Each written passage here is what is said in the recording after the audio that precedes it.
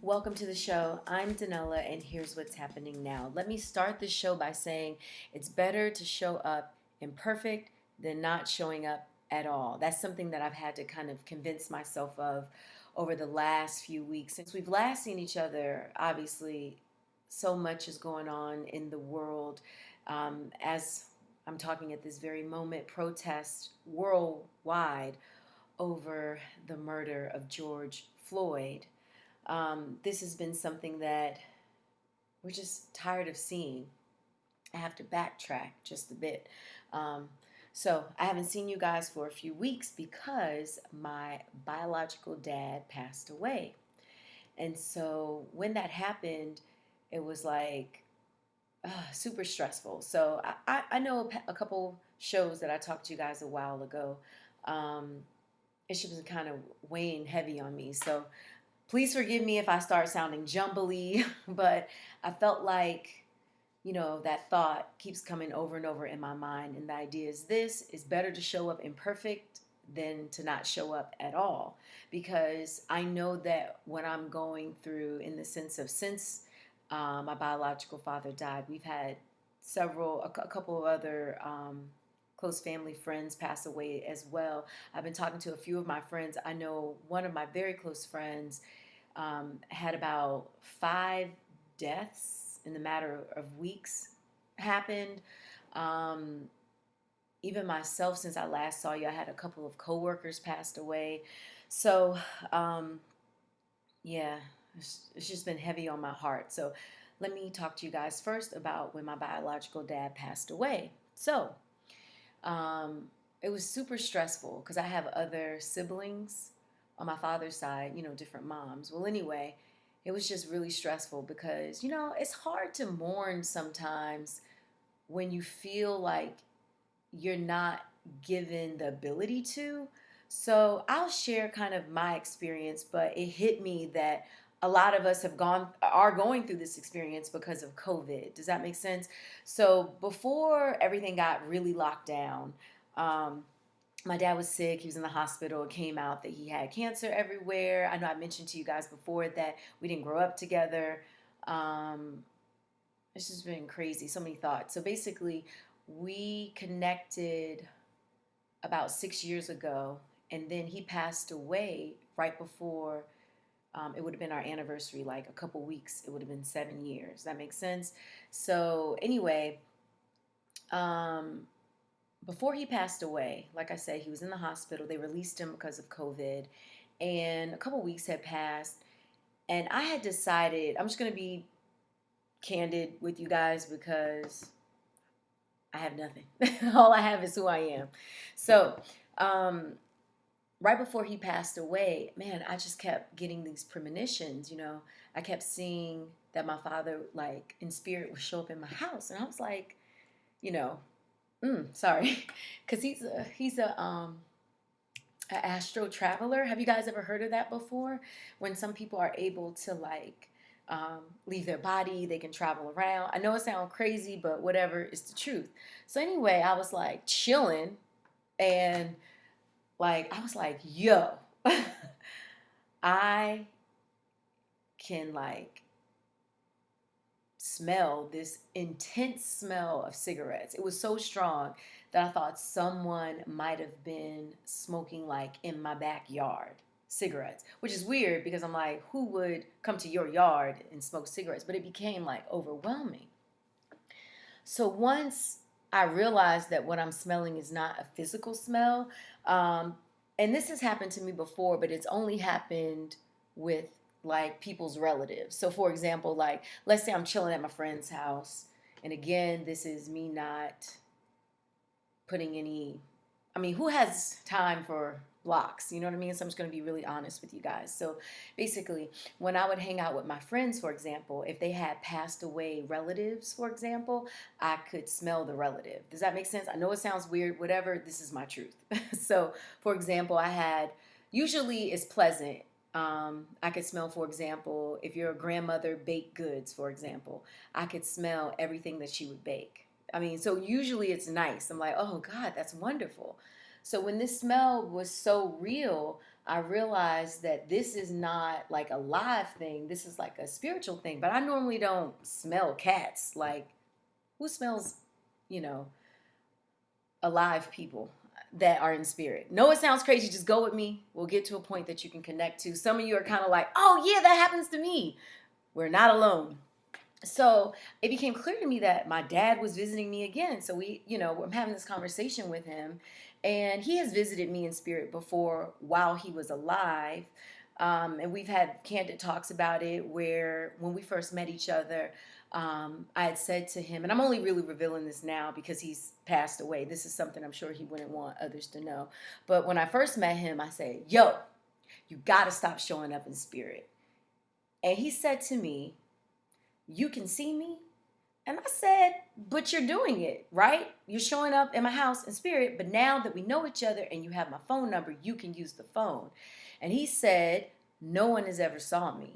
And I said, well, like, I saw you and Kyle saw you. At that time, Kyle and I, were we engaged? I think we were about to be engaged. I know we were living together shortly before we got engaged. But anyhow, it was crazy because Kyle came in the room and he was like, oh my God, Danella, I saw this shadow man standing in front of you. And I said, oh, it's my father. Don't worry. I never met him. I'm going to tell him not to show up in spiritual anymore.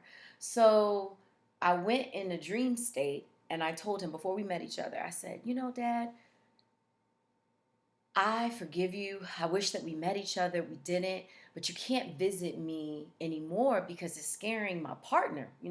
He's thinks you're a ghost. He doesn't know you're alive. And the only reason you can come is because we're relatives. I have a lot of rules up. So anyway, yeah, man, it's crazy. He used that conversation, I lied to you not, called up my sister in South Carolina. This is going to sound crazy. It is what it is. He called up my sister in South Carolina and said, hey, I spoke to your sister Danella and you can contact her. She says she forgives me. And if you want to reach her, you can find her on Facebook.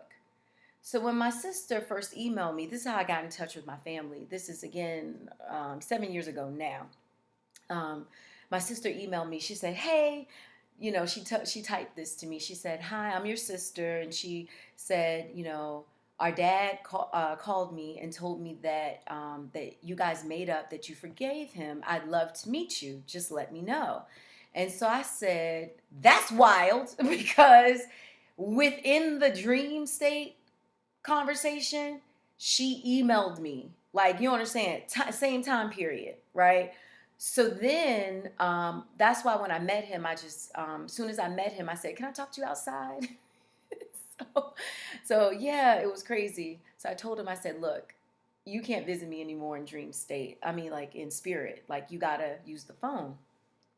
So that's why, and now we'll go back to a couple weeks ago. It was just weird. I was like, man, I thought we talked about this. And he was like, I can't call you. He was just like, sorry. This is, sorry.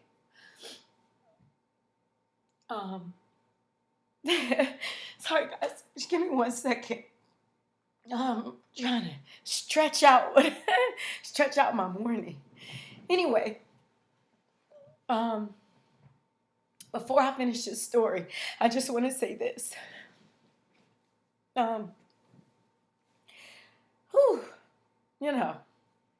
It's just a lot of loss in the world. And that's part of the reason why it took me so long to do this podcast, because I really just wanted to be at a place of strength, And I guess it is what it is. A lot of us just aren't at that point. So, trying to calm me down. At this moment, let me pause my story for a moment because I got to calm myself down. I want to shout out one of my podcaster family members, HD Morris.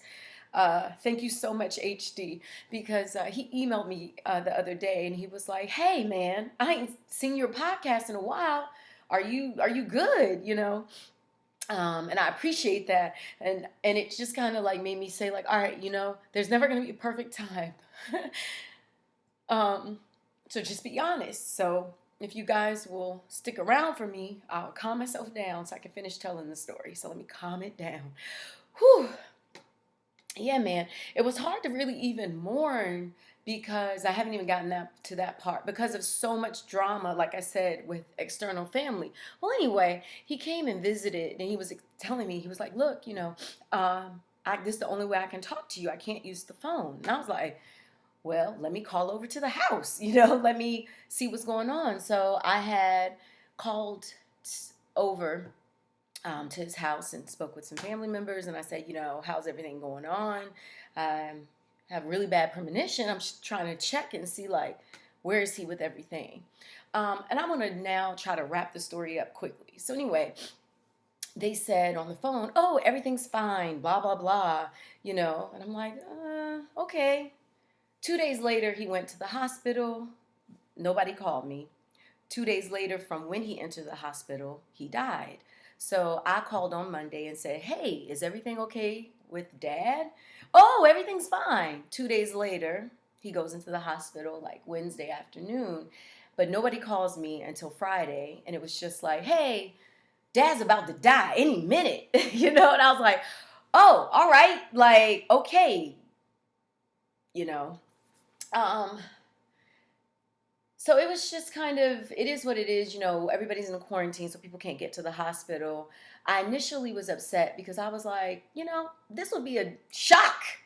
Had I not had premonition, this would be a shock because Earthland was like, nah, everything's fine. I mean, he sleeps all day. He wakes up at 9 o'clock at night. And in my mind, I'm like, that don't sound normal. But I'm letting it roll because, everybody can only do what they can do. All of us are hurting in some way. And so it's like, yeah, he eats one meal a day. 1 meal a day. Well, does he eat all his food? No, not really. He mostly just snacks on like Fig Newtons. I was like, yeah, that don't sound right. So after that call, I just decided no more calls. He had visited me again in spirit, and I was like, okay. I told my father, I said, look, once you cross over to the light, then we can talk some more. So anyway, like I said, he passed away on Friday. So then that's the last call from my family. That was it. That's the last call that I ever heard to this day. It's like, hey, Dad's about to die. I'll call you back. I'm just saying, people, it is what it is. So that happened. And so then I'm getting information through, and it's not just me, it's my older sister as well. And I can get it, for other family members. It feels like, hey guys, where were you? I'm sure. Maybe it feels that way. But, it's hard because it's like, yo, you know how hard it is to not grow up with your, sorry guys. It's hard not growing up with your biological parent, And then when that family member passed away, it's like, it's like that the feeling is that the relative dies again. That makes sense? So again, man, in my mind, how this was going to play out, like my podcast, I said, okay, let me just take a couple weeks, try to get my sadness out so I can be like super strong. But to be honest with you, it was hard to like mourn because, my siblings, they didn't include myself or my older sister, which is weird because my older sister, just to recap, she connected us together, and so I'm like, Dag, how do you exclude her? Y'all known her your whole life because she's always been, through phone there, everybody, they've lived in different states, but she's always been there, but completely never told us that they cremated him, which is cool, but it was like, sorry. Oh, guys, I'll tell you what hurts the most. I just have so much anger. All of us feel this rage and anger. Because it's like, dang, man, you're blocking me to create closure. You know what I'm saying? So And I know a lot of us feel similar because a lot of people have friends that passed away in coronavirus. And so there's all these, you know, rules about quarantine. So I know it's not just me that has that feeling, because it's like, dang, it's hard to have closure. So when I even found out he had been cremated, it was like, I think maybe, I don't know, a week or so later, but like, man, nobody told y'all. I'm so sorry. It was told like in a thought you knew kind of way, like in a like to it's raining outside. Wait, it's raining outside, you know? Um, and then it was like even the virtual ceremony, you know, I think for my aunt like bogarted her way in a sense. Like, I know y'all doing something. What is it? Real quick, we'll get to the ceremony real quick. So when they did a virtual ceremony for my father, my sibling just started like arguing with me on the phone. I mean, on the video. It was crazy. Literally, I was like, oh my God, why? I mean, I never saw this before. You know how death can has an amazing ability to make people heal, or it can really separate people. Does that make sense? And unfortunately, in this case, half of the family is like, I guess the family can feel, certain members feel like super connected and was healing in that way, and maybe others do. Excuse me, but needless to say, I had to not only mourn the loss of my father, but then also um, other family members that have made it clear that having a healthy relationship is not a priority. Right. So it's just been kind of like a painful time. Plus, everything. Like, I haven't even gotten to what is on all of our hearts, the passing of George Floyd, and how the world is feeling this. But in addition to this, I wanted to bring up my situation because I know that it's not just happening to me. I can't say the amount of people that I've spoken to that have had these multiple deaths of close relatives and friends, coworkers. And this is something that if we go back, if y'all had some time, you can go to some past shows. We've talked about this. But those of you that have followed this podcast for some time now, this is something that we talked about. We said that a lot of people would leave the planet. There's a lot of changes. There's a transition that's happening, and the dark doesn't want to leave. All the forces that have been in control for so long, they don't want to leave. And because they kind of have to leave, they want to take as many people as they can with them. But then also, there's a lot of us of light that, we've learned what we've needed to learn, and we choose not to be here at this time. So there's a lot of people that are leaving the planet, and we know the only way to leave is through death, and it's so much harder for us, the cast that are still here, than it is for the people that have left. But all of these things combined, guys, has changed me. Got to calm myself down. So I'm going to tell you guys the truth. So I've never said this in a public platform. Anybody that knows me, this is not going to be shocked. For any of my friends that are seeing this podcast, what I'm about to say, they're going to say, oh yeah, duh, totally makes sense. But I have decided to be more open about embracing my gifts in the sense of medium, if that makes sense. Medium, and being able to, see spirits. I normally don't see spirits like see spirits. I normally help family members and friends privately. Like, this is just something, I mean, you can't be on BET pitching videos and being like, oh, last night I helped my cousin talk to our cousin who passed away. Like, people are like, what the hell? But some of you guys, I think we've gone this far on this podcast. There's some of you that are like, oh, right, totally makes sense. So good you're embracing a gift that you have. But in embracing it, it literally was the week before the visit, because I have so many rules up. It's like, you can't come in my house if it's like this or that and this and that. But I recently just was like, you know what? I'm not going to block this. If I can be helpful, I'm going to be helpful. So I opened up my spirit and said, okay, if I need to hear a message, just let me hear it. And sure enough, my dad visited, and he was like, look, I'm about to die. I just came to visit you. If you want to talk to me before I pass away, talk to me right now. And I was like, look, Dad, I can't breathe. I can smell chain smoked cigarettes from in your house, you know? And so I said, I can smell it. And it's not him smoking, but it's the other family members in his home was smelling, and it was overbearing. And I said, I can't breathe. I can't smell it, Dad. I can't smell it. Please, let's use the phone. And so he was like, clearly, I can't. This is it. You want to talk to me? Talk to me now. Um, and I told him, I said, well, look, when you cross, let's talk. Whenever that happens, let's talk. And here's where we are. Some of you may be asking, well, since he's gone, have you talked? And I'd say, you see all these tears? It's hard. Like, you gotta be, it's way easier, not super emotional attached, because you have to accept the person as a spirit. And I had, to be honest, a lot of anger.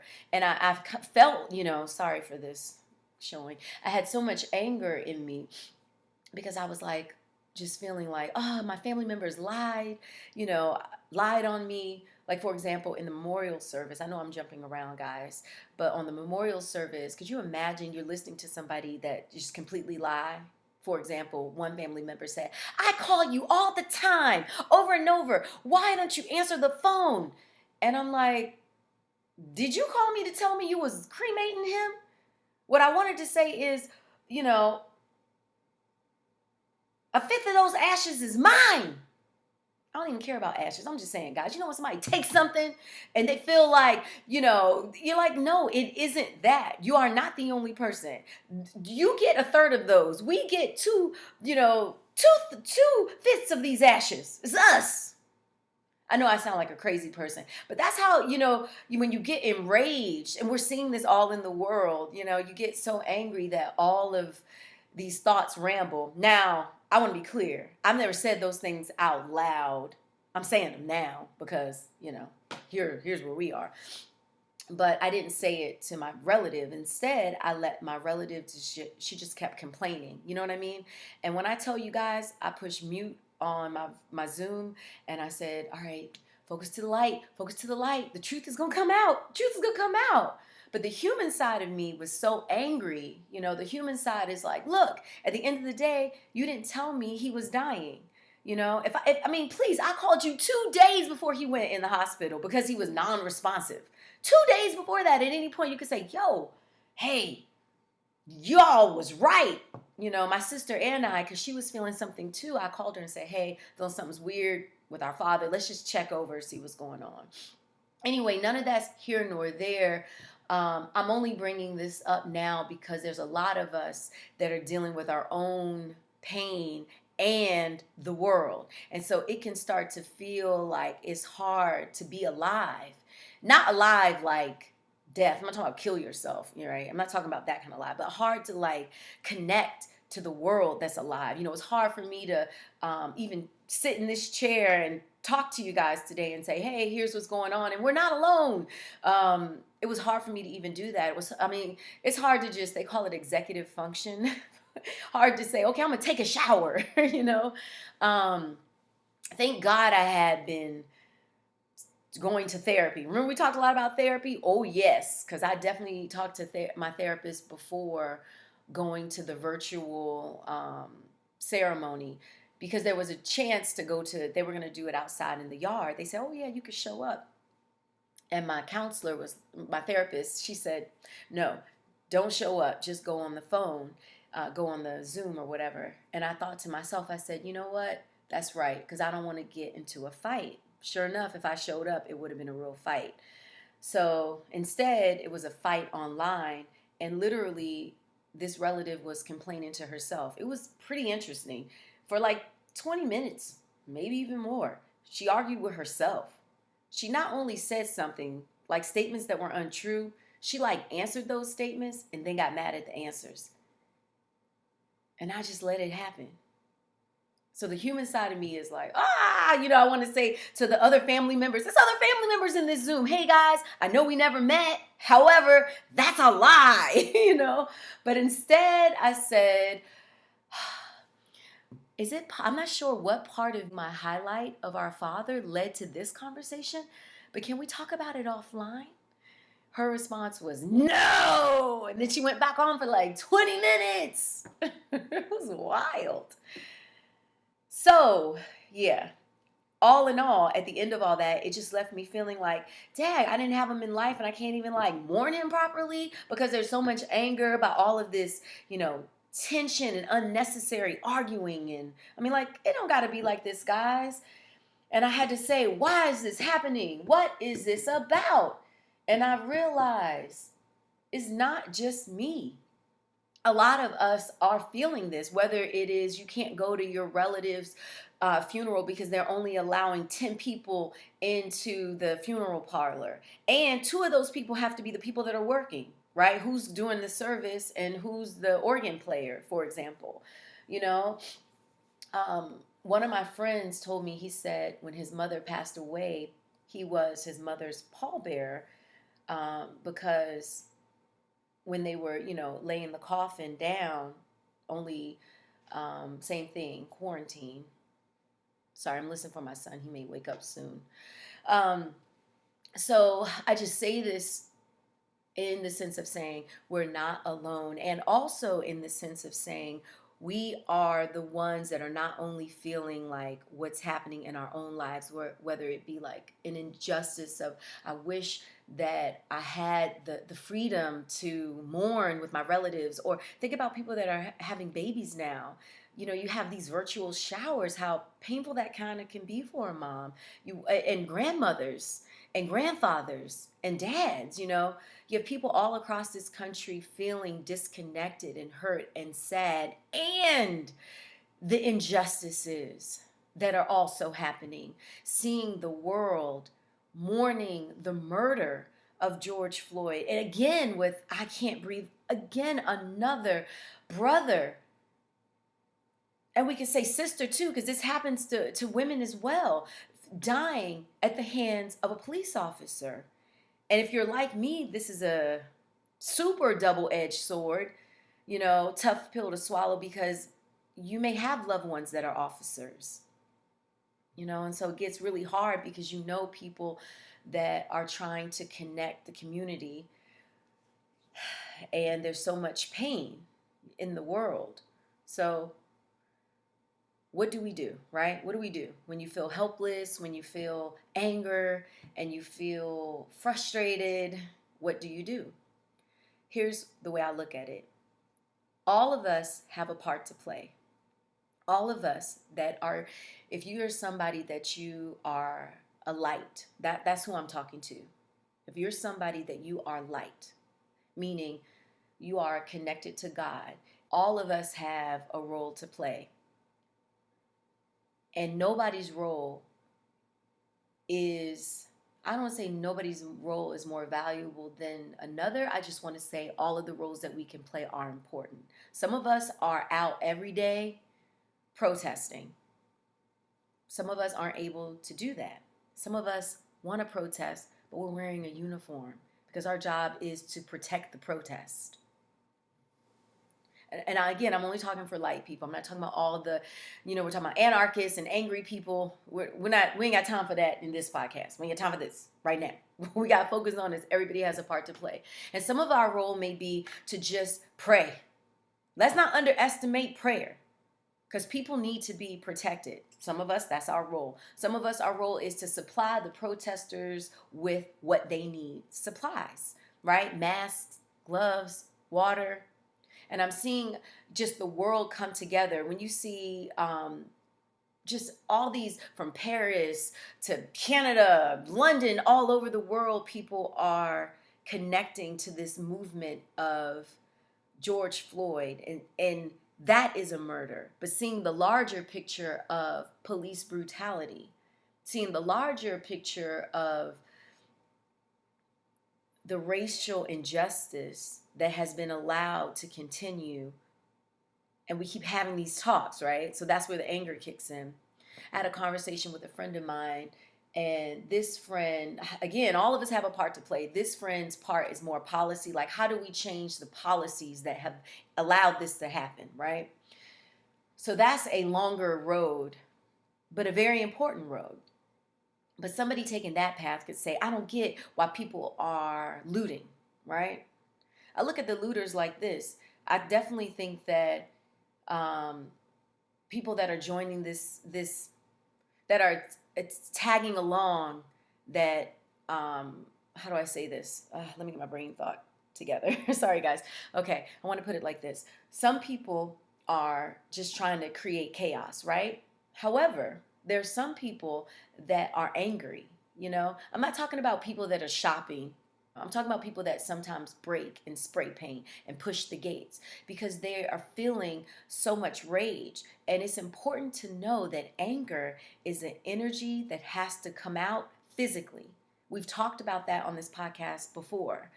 When you understand that, then you can understand why people, hit and push because that anger has to come out of your body physically.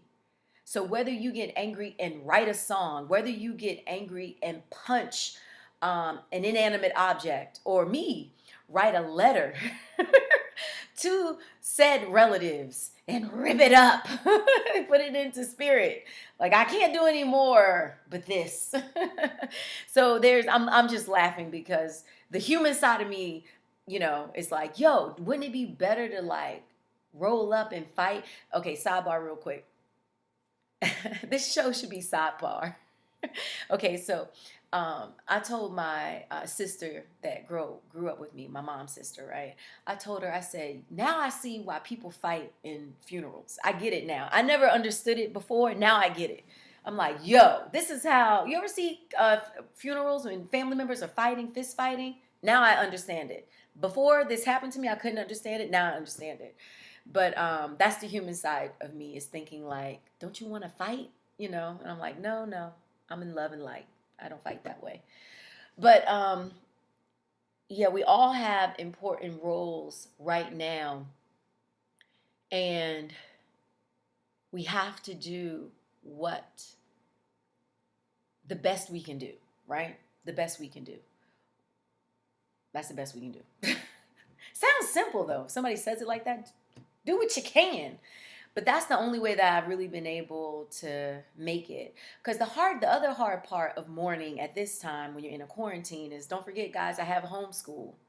Right? So there's no, right? Remember, there's no break that you get from your family. It's like usually if somebody were to die, you might get time off from your job and then your child might go to school, possibly, unless it's summertime. A family member might then take the child so you can let out the sadness because, God, sorry, start feeling sad again. Because you also battle guilt because you don't want your child to kind of be like, not understanding why it's hard for you to be happy. Sorry. I got to stop apologizing. My therapist, she's like, stop apologizing. You're natural. It's okay to feel sad. But yeah, so I had to explain it to my son. I explained it to him. And he was like, okay. So I just say, mommy's sad right now, but time is going to help me because when people pass away, we miss them. We just have to do the best that we can. We have to know that we're not alone because that can make it, especially when you're dealing with multiple deaths, just tough. You're dealing with multiple deaths and then you're watching injustice and pain and hurt and hate play out on television. Oh, that gives me one other piece of advice. Find one trusted news source. Usually I tell you guys to go to multiple news sources. Not now. It's too much. You're going to be inundated and it'll be hard to kind of like see the reality of the world that you live in when you're inundated with horrific images, but then also some thoughts that aren't in line with what you feel is true news. So find a news source that you feel that you trust and then watch the news, but give yourself a timer. Does that make sense? Like, don't just keep checking your phone. Don't keep watching the news all day. You have to update yourself and then turn it off. so that you can connect back into the world that you live in. Because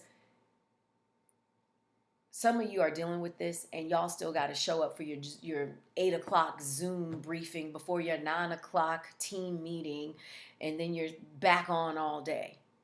You know, some of us are having to work visually, and people have to see you. You know, and deal with this. Some of us have to work dealing with coworkers who just don't get it. I swear I'm so glad not to have to go into an office. I can't tell you how hard it was when these kind of things would happen, and I would go into a newsroom, for example, and hear some of the comments. I just don't understand why people are so angry. And you got to just act chill because you like, I got to stay employed. So how do I say this in a way that's not too angry, right?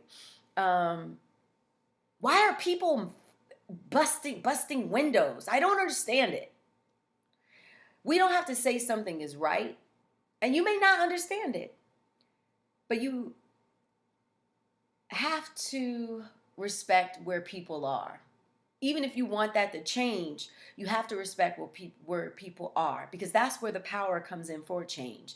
Because if you say, you know what, this is what it is, I don't get down with it, and you can say I don't get down with it, and I don't like it, and I don't respect it, but it is what it is. So now, what can I do to change this?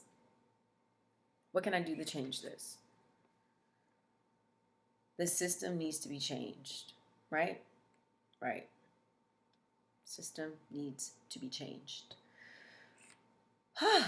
Man, guys. It's just crazy, right? Crazy time. But all of you that are intuitive, all of you felt that something was wrong. Because for myself, I was like mourning my father lost, and I didn't watch the news. I wasn't watching anything. And then I was like, oh my God, something's wrong. And I told Kyle, I said, something terrible has happened. Like something, I feel just like overwhelmed with fear and like something terrible. And then I heard like, check the news. So I checked the news and I saw these protests and I said, oh my God. Oh my God. And then we got a call that a close family member passed away. So I said, oh my God, God. I said, oh my God, God. Like God. I said, please just help me to be clear so I can understand messages that you send to me and so that I can be helpful, you know? So yeah, man, I don't know what's going to happen. I don't know what's going to change. I just know that I can't pretend to be unaware, right? Because who's that helping? And I guess all of us, right? That's the message of the world right now. We can't pretend like nothing is happening. We can't pretend that the truth isn't the truth. And we also can't allow the truth and the pain in the world to take us out, you know? Because there's still joy to be had. There's still love to be shared. There is a way through this to a better, happier world. And together, we have to fight. Some of us are going to physically fight. Some of us are going to, I choose to fight with light. Some people are like, that ain't going to work. So all of us are trying to just figure out how should we protect ourselves, you know? Because you never want to feel weak. But my belief is this, is that there's a lot of ways to fight, because you can fight with, you know, love. There's multiple ways. And I think that's what a lot of the protesters are saying. Hey guys, let's keep disrupting. Let's disrupt the money. Let's stay in the streets. Let people to see us. We need to let them know that, you know, this is wrong. We're not going to allow this to happen again. This is wrong. It needs to change. And that is a powerful way too. Now, some of my podcaster feels like you guys, some of you guys, my family here, some of you feel like enough is enough. Now I'm angry. And if I don't break windows, you not going to see me. in history. You guys have history to back that up as well. As easily as I can say Martin Luther King, um, with nonviolence was able to change the world. Some of you can counter my argument and say, okay, after he was murdered, there was riots for 6 days and then legislation changed. And then I would have to say, I see your point. I see your point. So I just say, wherever you are watching this, I am sending you love and light at this very moment because we have that ability. Spirit has no time, no bounds. Oh, yeah, KJ's up now. Uh-oh. Uh-oh, here he comes. Hey, KJ, hold on. I'm finishing my podcast. Stay right there. Stay right there. No, stay right there. I'll be right with you. My son woke up. You look so grumpy. Are you ready for food? Okay, so let me just talk to my friends for a moment. Just have a seat. I'll be right with you, okay? My poor son woke up from his nap and I got these lights up and he looked like an alien. Like, what am I? What's happening? So we just got to do the best that we can with what we have. I say to you that love and light, spirit has no time limit. I'm sending you all love and light at this moment. Remember, do the best that you can with what you have. Set parameters around the things that are negative in your life, whether it be limiting the amount of time you're on the news, whether it be people. Everybody can't come along with you on this ride, especially now. All right, that wraps up the show. Man, I can't believe we made it through. Thank you for just even watching to this part. Please, I can't say excuse my feelings. Just thank you for being understanding. That's what I would say. We just need to be more understanding with each other. Hear that tapping? My son is tapping a light. KJ, you ready for snack? Hello? He's being quiet. Hello? Are you ready for a snack? Yes? Okay. You can email me, Danella, at danellanow.com, and on social media at danellanow. Thank you for your emails thus far. Thank you. And your comments as well. We need each other at this time, okay? Stay strong, stay safe. I will see you soon.